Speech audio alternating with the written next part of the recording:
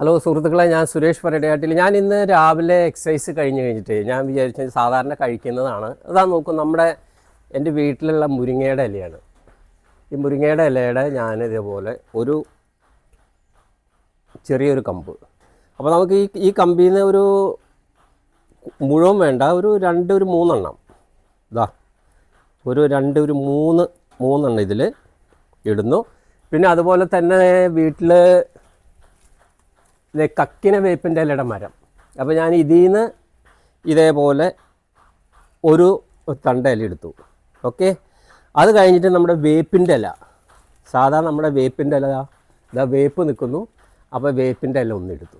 Okay, ഈ മൂന്ന് item ഞാൻ എന്ത് ചെയ്യുന്നത് വെച്ച് കഴിഞ്ഞാൽ, ജസ്റ്റ് ഒരു പ്ലേറ്റ് എടുത്ത് ഈ പ്ലേറ്റിലേക്ക് ഇതാ ഇങ്ങനെ ഉരുമിയിട്ടു.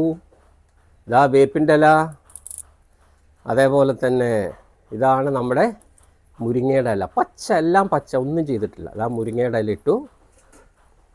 എന്നിട്ട് എന്ത് ചെയ്യണമെന്ന് വെച്ച് കഴിഞ്ഞാൽ, ഇതെല്ലാം കൂടെ എടുത്ത് ഇതാ നേരെ വായിലേക്ക് ഇടുന്നു.